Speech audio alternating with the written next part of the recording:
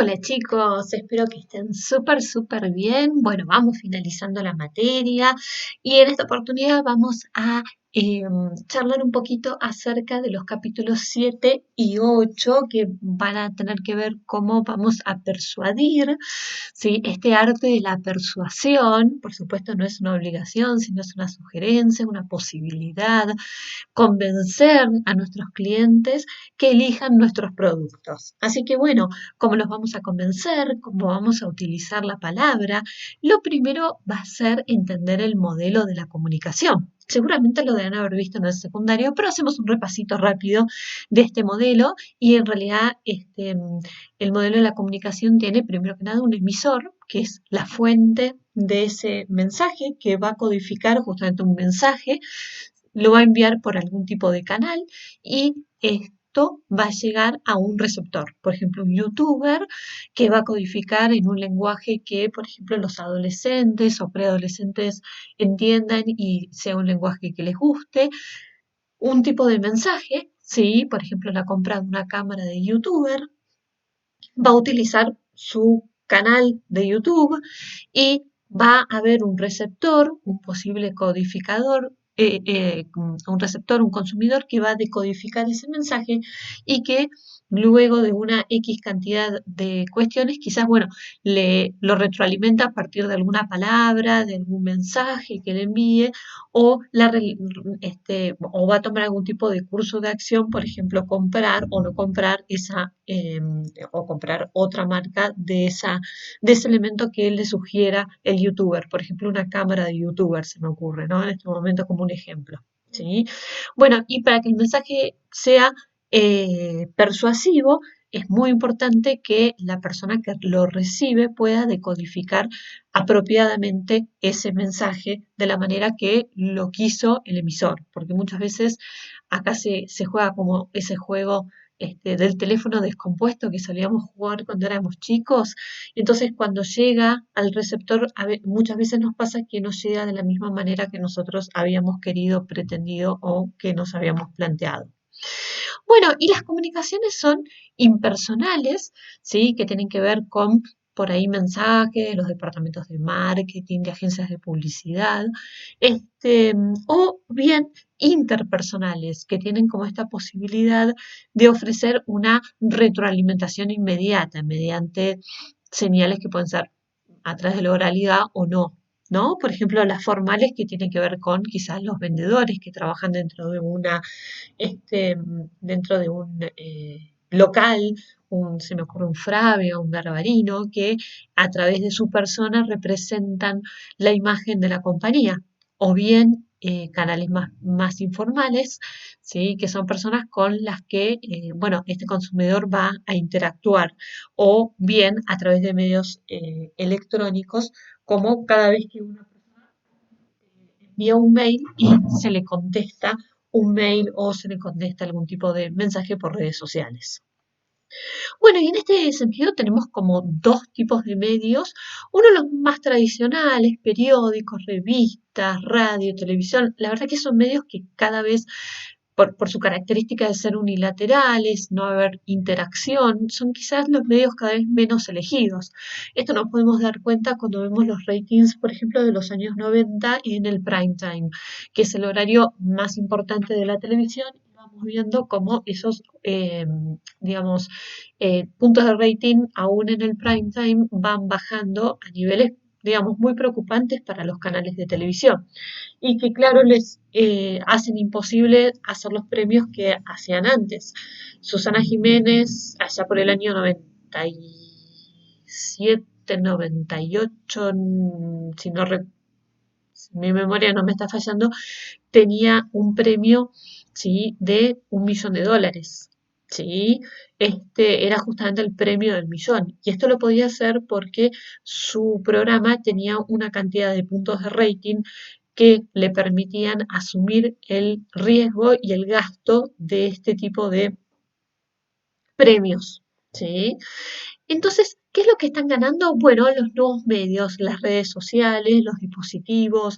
Era muy distinto la situación en los años 90, en donde había pocas, ¿sí? Sino una, pocas pantallas dentro de la casa, quizás dentro de los dormitorios principales habría algún televisor más, pero la familia se congregaba a mirar los canales de televisión y no había tampoco tanta oferta y la posibilidad de ver distintos este, canales o tipos de transmisión. Hoy en día tenemos una pluralidad porque ya un celular es una pantalla y genera la, la posibilidad, iba a estornudar, y genera la posibilidad que cada uno pueda elegir, por ejemplo, en YouTube, contenidos que tienen que ver con sus propios intereses, ¿no? Entonces quizás los más peques de la casa van a elegir, no sé, cómo juega Germán, creo que era. Bueno, los youtubers para niños o para preadolescentes, cómo juegan a Minecraft, a algún determinado juego. Quizás otra persona dentro de la casa puede elegir cómo hacer uñas.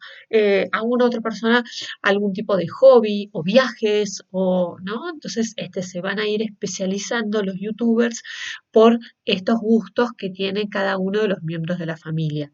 Y esto es lo que permiten los nuevos medios, a diferencia de los medios tradicionales, en donde en el prime time, como les decía antes, muchas veces uno encontraba como muchas publicidades de orden general, digamos, ¿no? Que eran como un tiro de escopeta. ¿Vieron que la escopeta sale como perdigones para todos lados? Bueno, nada, el que pegaba, pegaba y el que no, nada, ¿no? Acá con los nuevos medios tenemos la posibilidad de, si bien tenemos muchísima menos audiencia, vamos como con una mira telescópica. Entonces, sí, a vos te gustan los viajes, pero no solamente los viajes, sino los viajes de Disney. Hay algunos youtubers que son especialistas en viajes de Disney o hacen muchos viajes, por ejemplo, y muestran cosas específicas de Disney. Por ejemplo, se me ocurre Andrea Larrabe, dentro de lo que es Latinoamérica, ¿no? Hay varios youtubers eh, y hay muchos, digamos, de habla hispana también, especialistas en lo que es el entorno Disney.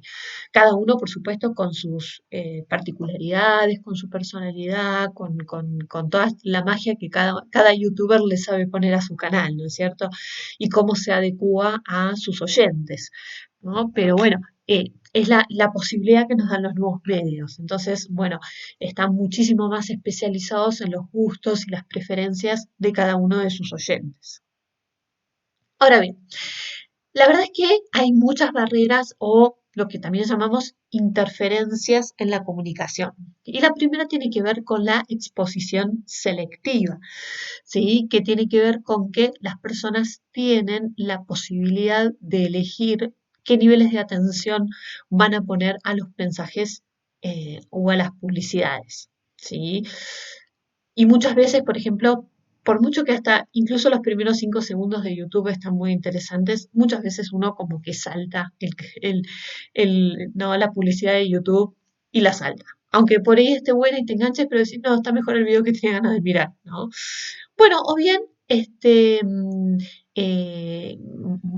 digamos, el libro muestra un poquito la hilacha de su tiempo, ¿no?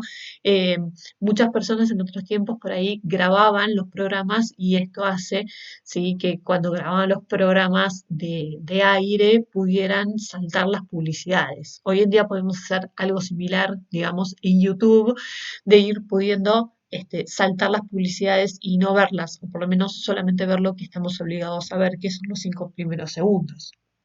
O bien tenemos los ruidos psicológicos, que tienen que ver con distintos pensamientos distractores que uno medio se cuelga pensando en otra cosa, algún tema laboral o lo que sea, y te colgas. Sí, y la verdad es que no estás mirando realmente, por más que tu carita esté mirando, tus ojitos estén mirando, no estás mirando, no estás prestando atención realmente.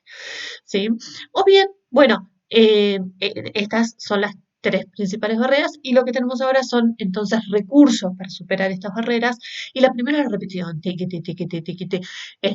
Uno cuántas veces se cansa de ver en YouTube los primeros 5 segundos de vaya a saber qué cosa que uno nunca termina de ver, pero te lo repiten, vaya si saben repetirlo, ¿no?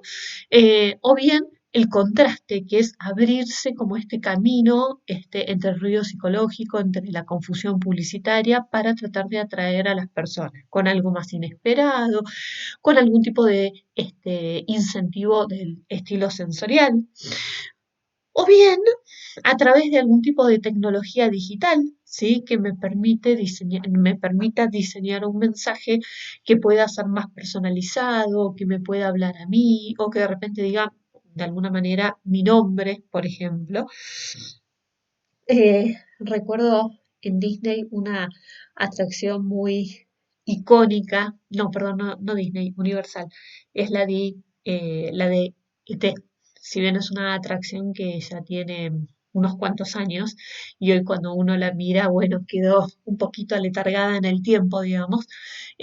Una de las cosas más llamativas que tenía o que en ese momento generaba mucha nivel de atención de la gente y sorpresa era que, bueno, al principio preguntaban los nombres y daban como una especie de pasaporte y al final de la atracción este, llamaban a las personas por su nombre. Entonces, bueno, esto tiene que ver con romper esas barreras, ¿no? Y llamar la atención de algún lugar y el tema de decir el nombre es siempre muy fuerte. Bien, asimismo, también tenemos lo que son el posicionamiento eficaz y la generación de valor a partir entonces del posicionamiento, de estar ubicados en la mente de nuestros consumidores, diferenciados de nuestros competidores y de la manera que nosotros queremos allí estar. Bien, como les contaba, sí, hay diferencias entre lo que son los medios tradicionales, que cada vez están como más viejitos, más vetustos y a punto de desaparecer, y tienen que ver con una difusión masiva, son unilaterales, están dirigidos a grupos, ¿sí? No están personalizados y en este grupo enorme es como les decía, ¿no? Es como un tiro de escopeta, ¿no? Si, bueno, si alguno recibe el perdigonazo, buenísimo, pero digamos, está difícil eh, de acertarlo y generan una retroalimentación menos precisa. De a poco empezaron a aparecer, primero fue la televisión de aire, después empezó la televisión por cable o paga, y ya ahí hubo algunos programas que convocaban el interés de algunas personas. Por ejemplo, se me está ocurriendo algún programa de turismo, algún programa relacionado con cocina, algún programa relacionado con manualidades del tipo utilísima. ¿Y qué generaba todo esto? Bueno, generaba que las personas volcaran su interés en algunos temas más particulares. Y luego llegaron los nuevos medios muy de la mano de Internet, que permitió una difusión entonces selectiva, permitió un ida y vuelta. Yo me puedo comunicar con el youtuber que a mí me gusta, pedirle o sugerirle que haga algún tipo de video, hacerle algún tipo de pregunta, puedo tener algún tipo de respuesta de esa persona, ¿sí? Son más personalizados y personalizables, son interactivos. Antes era imposible que una persona, digamos, de un medio tradicional tuviera algún tipo de acción para con vos o te dijera algún consejo o por lo menos que te dijera un hola en una red social. Eh, y, y lo otro que generan también los nuevos medios que es maravilloso son las respuestas de tipo mesurable. Entonces los canales de YouTube dicen a los youtubers qué cantidad de videos y qué cantidad de vistas tiene cada uno de los videos, por ejemplo. Ahora bien, vamos a hablar un poquito de los mensajes. En primer lugar, tenemos mensajes verbales que tienen que ver con mensajes que están hablados o que son escritos y mensajes no verbales que tienen que ver con con las imágenes, con una fotografía, con una ilustración o bien lo que son la mezcla de los dos, los verbales y los no verbales. ¿Qué tipo de pasos vamos a seguir? Bueno, en primer lugar, vamos a crear una conciencia, vamos a promover las ventas, vamos a alentar, ¿sí? O quizás desalentar ciertas prácticas, por ejemplo, que la gente eh, estoquee producto o que no lo haga. Vamos a tratar de atraer a nuestros clientes, vamos a intentar reducir toda disonancia o pensamientos que entren en consonancia o que choquen y vamos a crear una buena voluntad hacia o imagen favorable hacia nuestra marca. Vamos a seleccionar los medios y vamos a diseñar entonces un mensaje. Y de esta manera nuestros receptores van a poder decodificar ese mensaje que nosotros le vamos a querer enviar, ¿sí? Si nosotros hacemos bien todos estos pasos anteriores, porque si no, no. ¿Sí? Bueno, y la idea es que podamos lograr, ¿sí? Que a partir de sus características personales, de sus experiencias, bueno, puedan decodificar este mensaje de la manera que nosotros pretendemos que lo hagan. ¿Sí?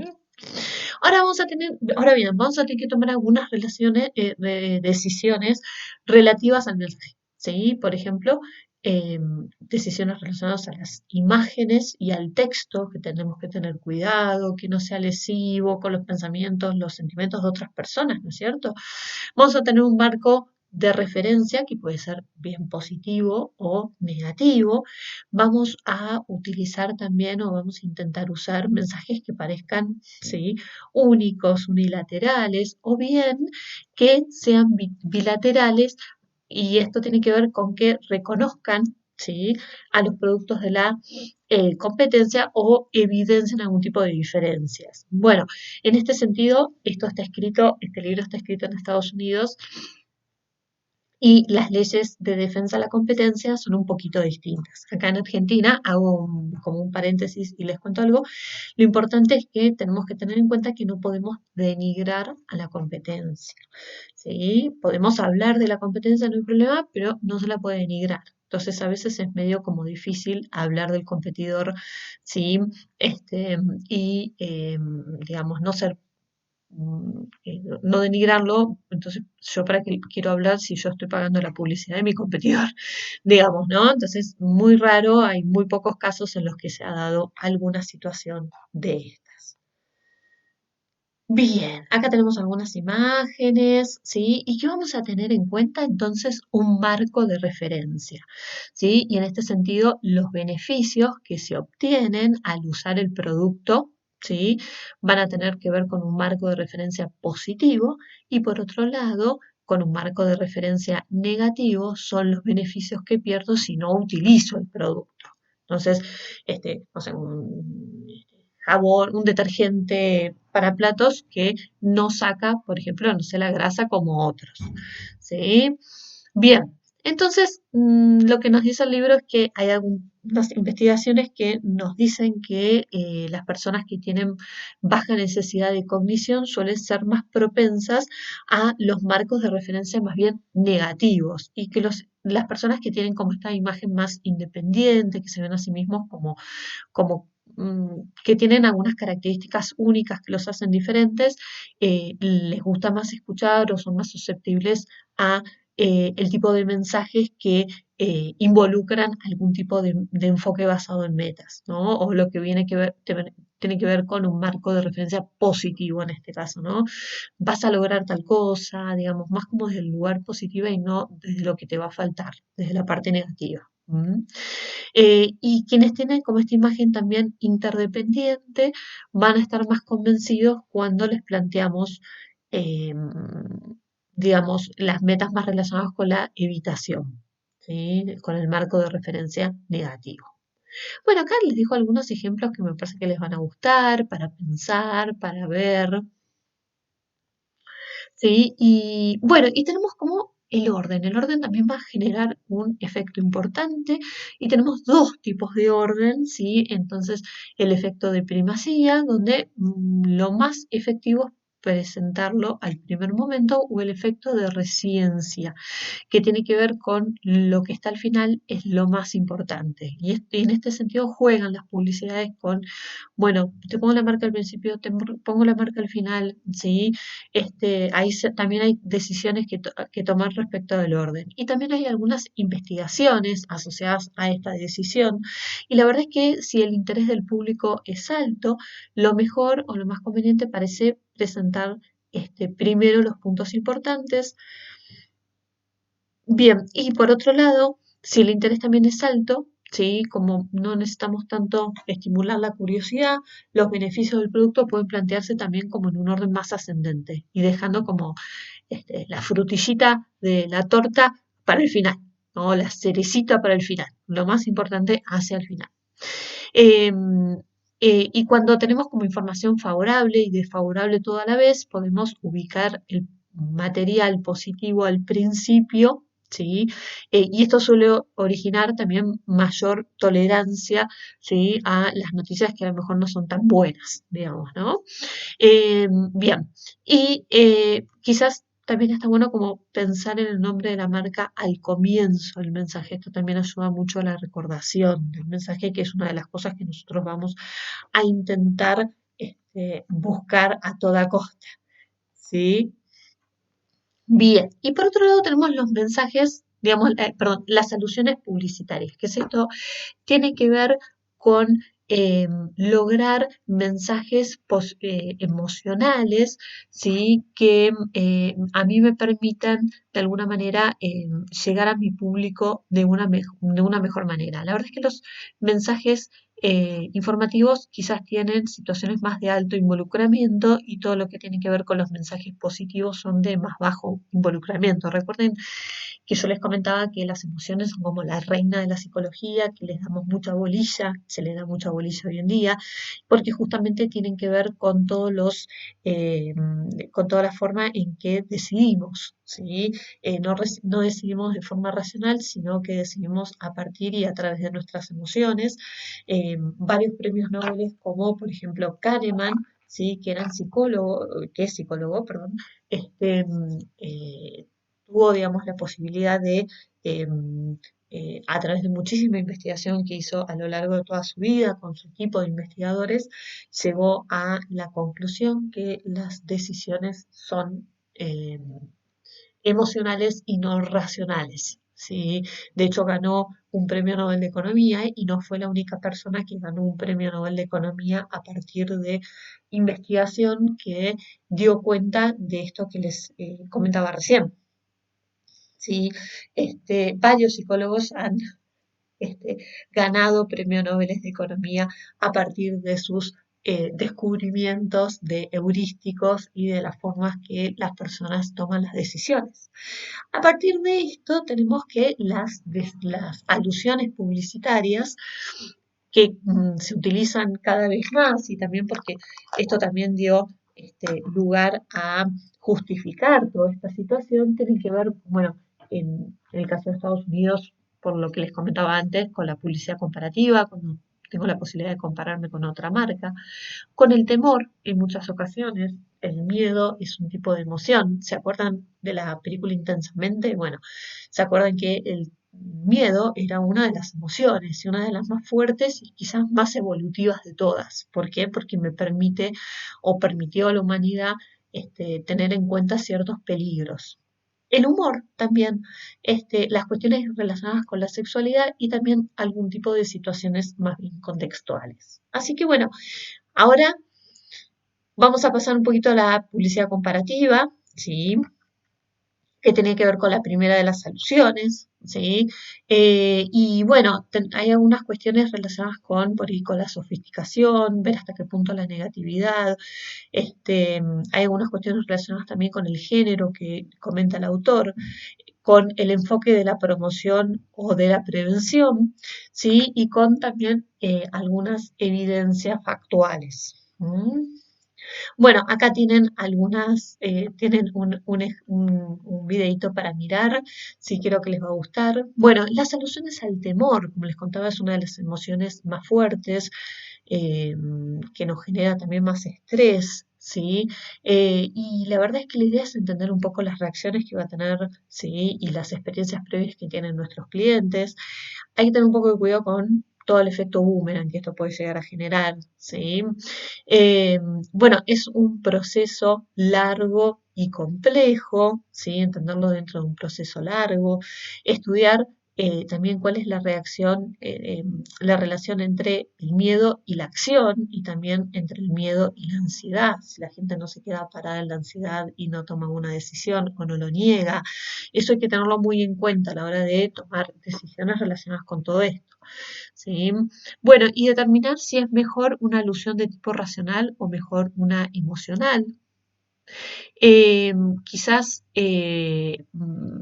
podemos o no repetir la publicidad, ¿sí? Por un periodo largo de tiempo, nos conviene algo corto, ¿sí? Bueno, y considerar algunas alternativas más. ¿Sí? Bien. Acá tienen algunos videitos, ¿sí? Bueno, y las soluciones humorísticas. Generalmente el humor llama mucho la atención, normalmente no interfiere con el hecho de entender el mensaje, ni la gente lo niega, ni lo deja de lado quizás como el miedo, ¿sí? Eh, Aunque no siempre incrementa el impacto a nivel de la persuasión. A veces también genera distracciones en donde la gente recuerda digamos, la situación graciosa y no la marca que, digamos, termina pagando la publicidad. Hace muchos años hubo un problema con la llama que llama de Telecom, sí, la gente no recordaba si era de Telefónica o de Telecom, eran unas llamas que llamaban y hacían, digamos, unos chistes, y la gente hasta, en un momento había salido hasta un peluche de la llama y demás, y alguna persona me dijo que ese peluche eh, dentro de Telecom lo tenían en el departamento de marketing como colgado de una cuerdita, ¿no? Como si, este, acogotado, digamos, ¿no? Justamente porque uno de los problemas fue que, bueno, se gastó mucho dinero, la gente le encantó la llama, pero realmente no recordaba si era de Telefónica o de Telecom, ¿no? De las dos empresas que en ese momento, digamos, tenían la mayor parte del mercado telefónico. Así que bueno, eso fue un problema serio, ¿no? Y tuvo que ver justamente con esto, con una distracción que generó un elemento que era buenísimo, pero que nada, terminó generando un ruido bastante grande entre la gente. Bueno, y cuando es relevante para el producto, ¿sí? A veces está bueno cuando no tiene mucha relación, ¿no? Como esto que les contaba, por ejemplo, con las llamas, ¿no? Bien, muchas veces nos sirve para productos de bajo involucramiento, tiene efectos muy variables con respecto a la demografía, porque bueno, también el humor depende mucho de la persona que lo escucha, qué tipo de cosas le generan humor o qué tipo de cosas no. Y bueno, como decíamos antes, influye mucho la personalidad del receptor, ¿no? Es muy distinto, no sé, el humor de Lelutiers que, no sé, el humor de otro tipo de humoristas, ¿no? Entonces, bueno, también la verdad es que depende mucho de esa cuestión y qué es lo que le genera a cada uno humor o risa, digamos, ¿no? Bueno, y después están también las soluciones relacionadas con los elementos sexuales, ¿sí? Que atraen mucho la atención, pero no siempre generan ventas reales, ¿no? Y a veces también como pueden distraer a los consumidores, podrían también afectar negativamente el mensaje, ¿sí? Y el nivel de receptividad también va a variar entre consumidor y consumidor. Hay alguna persona que le pueda parecer chabacano, digamos, o digamos poco conveniente.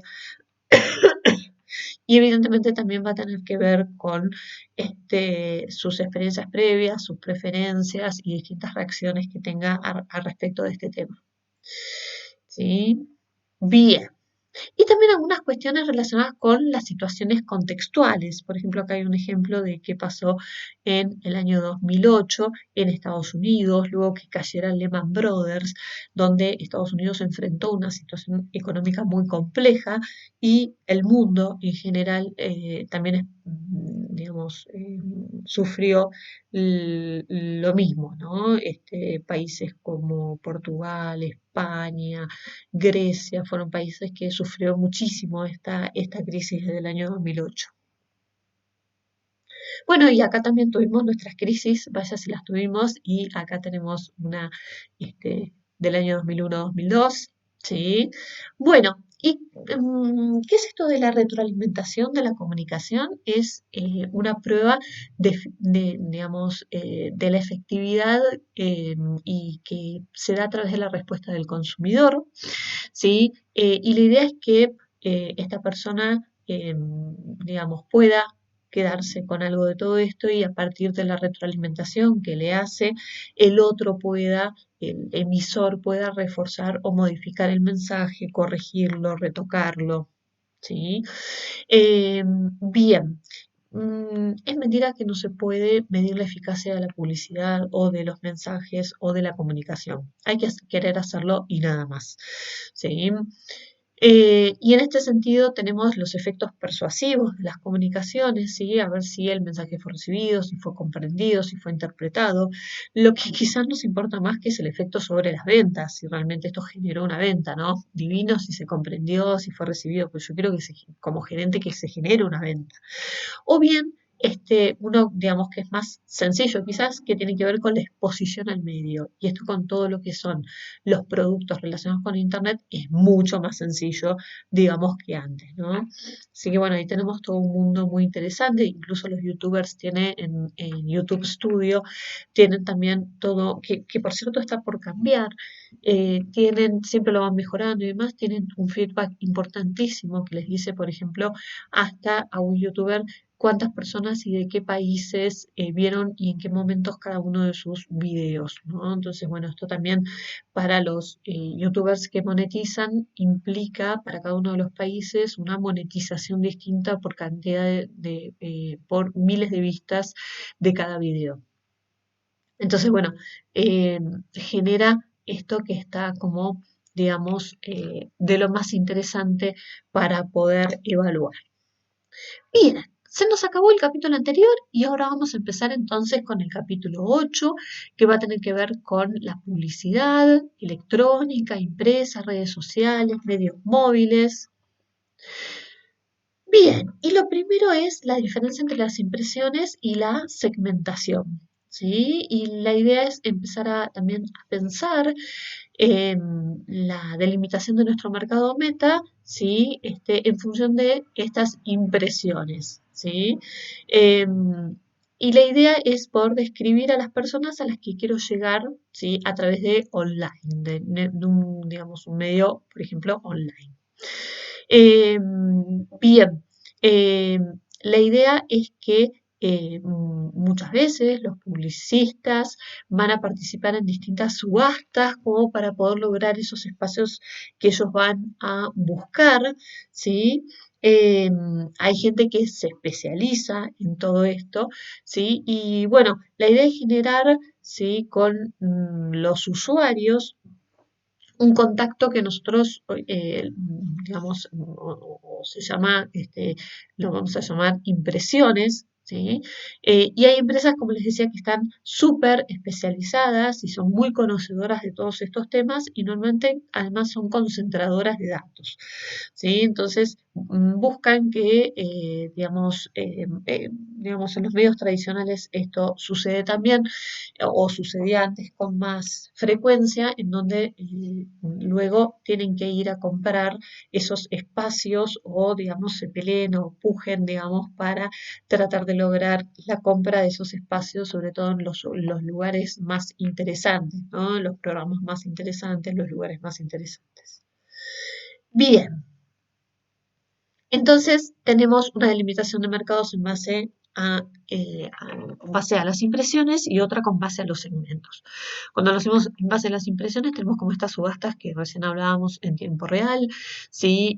Van a ir dirigidos a las empresas grandes concentradoras de datos como Google, ¿sí? Van a ser comunicaciones bilaterales con mensajes personalizados, con retroalimentación inmediata y con retargeting. La verdad es que hay empresas y gente muy especializada en todo esto. Ahora bien, si hacemos una delimitación de mercados con base a los segmentos, vamos a intentar negociar los precios con antelación, y esto es muy importante, a perfilar la audiencia. Vamos a empezar a pensar en nuestros segmentos de clientes y no vamos, digamos, de esta manera a tener tanto desperdicio de cobertura. ¿Sí? Son comunicaciones quizás un poquito más unilaterales, con algún mensaje un poco más general, con una retroalimentación que puede, digamos, retardarse un poquito en el tiempo y ser de uso limitado, ¿sí? Y bueno, uno de los grandes retos tiene que ver con los cambios en este sentido horario. Bien.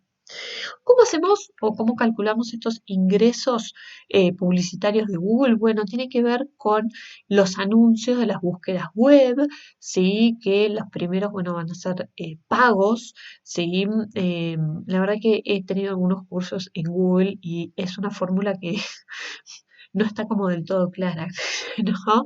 Pero bueno, eh, los anuncios son desplegados online a través de publicidad móvil, ¿sí? Eh, y algunos son sitios lejanos y la idea es lograr, digamos, que las personas lleguen a la landing page de la otra compañía y algunas tienen que ver con sitios de compra más específicos. Sí, bueno, y las compañías van a ir pagando justamente para quedar, por ejemplo, primero en la búsqueda de Google, no sé si compro una cámara de youtuber, bueno, que quede primera mi cámara de youtuber o segundo, tercera, y por eso, digamos, se va a pagar.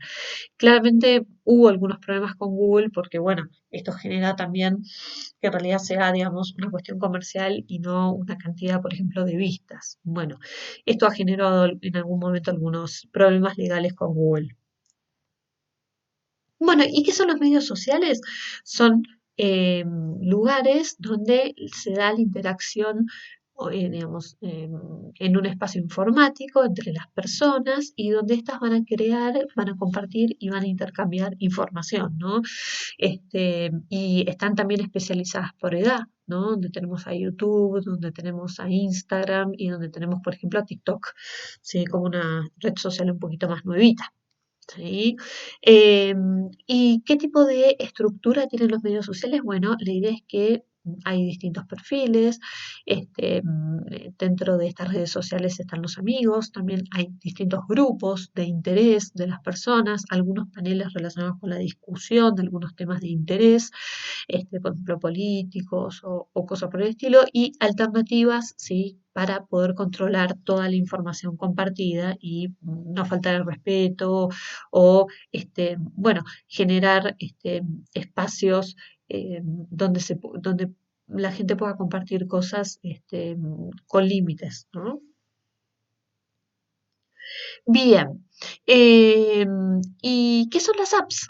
Sí, las apps son software, sí, que vamos a instalar, sobre todo en tablets o teléfonos inteligentes, que es como una mini tablet en el fondo, y que van a funcionar para juegos, recursos online, libros, redes sociales, ¿sí? Eh, bien, ¿qué es esto de las prácticas de la publicidad social? Bueno, la idea es poner foco o atención en las interacciones, poder utilizar o generar información para generar interés. Ah, por esto. Sí, perdón. Ya está. Ahora sí estornudé y seguimos. Y bueno, hacer que las distintas autoridades puedan participar también de las redes sociales de la compañía. Eso es genial, ¿no? Cuando podemos ver a un director, a un, no sé, un este, gerente de marketing presentando un auto, que no lo podríamos ver en un medio, perdón, en un medio más tradicional quizás, ¿no? También podemos utilizar este tipo de espacios para capacitar a nuestros empleados, para combinarlo con distintos medios sociales, para permitir que los consumidores también interactúen con los distintos diseños de marca, ¿sí? Y para integrar, y para integrarse, perdón, a los distintos medios sociales. Bien. ¿Cuáles son los medios sociales más efectivos? Tienen que ver con un conjunto de publicidades, ¿sí? Quizás en medios tradicionales y en medios nuevos, ¿sí? Bien, y esto va a claramente demandar un presupuesto más elevado. Sí, ¿para qué? Para poder ir a distintos públicos. Por ejemplo, va a ser muy distinto si yo quiero alcanzar a una persona de mayor edad, ¿sí? Por ejemplo, para una residencia geriátrica premium, que podría ser, no sé, el programa de Mirta Legrand, por ejemplo, un buen lugar para lograr encontrar a esos públicos, ¿sí? Quizás no sea el mejor, y lo puedo también combinar con algún tipo de otro medio más relacionado a otro integrante de la familia que puede también llegar a ver o tomar alguna decisión o ayudar o colaborar con el pago de ese bien y de esa decisión. Bien, eh, Bueno, ¿qué tipo de cosas van a llevar? Bueno, un registro de todos los me gustas, de los comentarios, de algún otro dato que nos pueda servir. Bien, y también van a generar muchísimo fortalecimiento entre la marca y el cliente. Y evidentemente los community managers van a tener que desarrollar lineamientos para hacer comunicaciones que resulten, digamos, eh, favorables para la compañía. En otras palabras, digamos, más sencillas, no meter la pata. Cosa que ya ha pasado, por ejemplo, hace algunos años con Starbucks y su community manager. ¿Sí? Bien, y hay unas redes sociales que están controladas por la empresa y en este sentido, sí, son mensajes que van a enviar las organizaciones a los consumidores, sí, Mamá Luchetti manda muchos muy divertidos, por ejemplo, sí, con imágenes, y hay unas redes sociales pagadas también que van a tener que ver con mensajes en canales que no son propiedad de la empresa y por ello debemos pagar. Por ejemplo, un lab content de un diario. ¿Sí? De La Nación tiene algunos espacios que, previo pago, se pueden utilizar para desarrollar publicidad desde otro lugar, ¿no? Que no es una publicidad, digamos, es como una nota publicitaria, digamos, ¿no? O redes sociales ganadas, cuando logro que se comparta un mensaje, ¿sí? Acerca, por ejemplo, de, no sé, que la empresa quedó primera en un ranking nacional de alguna cuestión, ¿no? Por ejemplo, Best Place to Work, mejor lugar para trabajar, ¿no? Y eso le genera normalmente lo que son las redes sociales ganadas. O aparecer entre las redes sociales ganadas. Bueno, hay algunas plataformas también con mucha utilización, como Twitter, Facebook, Instagram, en redes sociales, eh, y todo lo que tiene que ver con la publicidad móvil, que tiene que ver con el envío de mensajes promocionales a los teléfonos celulares. Esto tiene algún tipo de limitación legal en algunos países, no siempre es tan fácil poder hacer. Bien, ¿cuál es el valor que entonces que van a aportar estos dispositivos? Primero que nada, un valor monetario, ¿sí? Donde el dispositivo ofrece, ¿sí? Valor a cambio del dinero. Cuando pensamos que un celular de algunas marcas vale $1000 hoy en día o más arriba de eso, digo, tienen que dar un valor.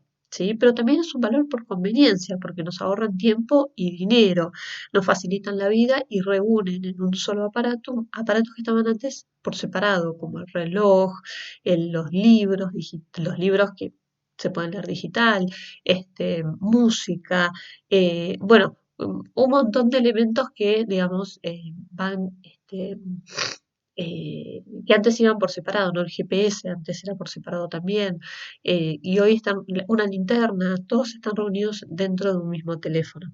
Pero el valor emocional no es menor y tiene que ver con la sensación de satisfacción, de relajación que nos proveen, ¿sí? El sentirnos a veces incluso acompañados o más seguros por un teléfono y también el valor social, que tiene que ver con ser parte, ¿sí? De un sistema, ¿sí? Y dice el libro también a veces tener como la posibilidad de impresionar a las personas del entorno. Al margen de esa situación, lo cierto es que es muy difícil pensar hoy en día que haya algún tipo de persona que no tenga un teléfono inteligente. Hasta aún los más conservadores, que en algún momento seguramente se acordarán de algún tío, algún tío abuelo, alguna abuela, este, que a lo mejor en algún momento se habían resistido a los teléfonos celulares inteligentes, bueno, de a poquito fueron cambiando quizás de idea y fueron aceptando los teléfonos como parte de la vida. ¿Sí? Realmente tiene muchas ventajas poder contar con un celular. Bien, ¿qué respuestas, digamos, tenemos? Bueno, primero algunas diferencias transculturales y también las fuentes y distintos tipos de mensaje que puede haber en este sentido, ¿sí? Bien, y las fuentes de alta credibilidad pueden ser un poquito menos formales y las de baja credibilidad normalmente tenemos que hacerlo de manera seria, clara, concisa, ¿sí? Bien, y la publicidad de los motores de búsqueda, muy importante, tiene que ver con cómo figura nuestra marca y nuestro producto en los distintos motores de búsqueda. ¿Mm? Bien, ¿y qué tipo de pasos tenemos entonces que seguir para diseñar campañas en los medios sociales? Primero que nada vamos a definir los objetivos, vamos luego a examinar las distintas plataformas con las que contamos en cada uno de los países, de los lugares y pensar cuáles pueden ser o qué tipo de objetivos nosotros vamos a perseguir. Vamos a producir un contenido que sea interesante en función del punto 1 y 2. ¿Sí? Vamos a analizar también los distintos modelos de fijación, ¿sí? De precios y a ver hasta dónde podemos llegar a gastar, cuánto podemos llegar a comprar, ¿sí? En función de todo esto. Y por último vamos a medir la eficacia de una campaña. ¿Mm? Bueno, ¿se puede? Sí, se puede medir la eficacia publicitaria, sí, tenemos distintas formas, por ejemplo, analizar las visitas de un sitio web. Bueno, eso me da una determinada em, efectividad de lo que es mi landing page. Sí, podemos determinar también qué tipo de influencia van a tener los usuarios de las redes sociales y vamos a también poder generar un examen de la demografía de esa audiencia, desde dónde se están consultando, por qué. A veces uno se encuentra con situaciones extrañas que a lo mejor nunca se hubiese imaginado antes, ¿no? O inesperadas, no extrañas, pero sí inesperadas. Vamos entonces a hacer un análisis, como les contaba, de las visitas del sitio web. Vamos a pensar en los visitantes únicos, cuánto nos sale cada uno de estos, o sea, que no se van repitiendo, ¿no? Porque los que se van repitiendo, bueno, a lo mejor no entraban porque, por sí solos, digamos, ¿no? Eh, a ver también las personas que lo hacen en forma reiterada, cuánto tiempo están, en qué parte de la página les interesa más, ¿sí? Eh, bueno, hasta qué punto interactúan o no con la página, eh, digamos, qué tipo de acciones tienen, qué mediciones, ¿sí? Relacionadas con las conversiones en ventas, por ejemplo, van a lograr y cómo va a ser, sobre todo si la página tiene algún tipo de cache, de caja o caso por el estilo, y cómo va a ser la demografía de nuestros visitantes. Bueno, esta es una campaña que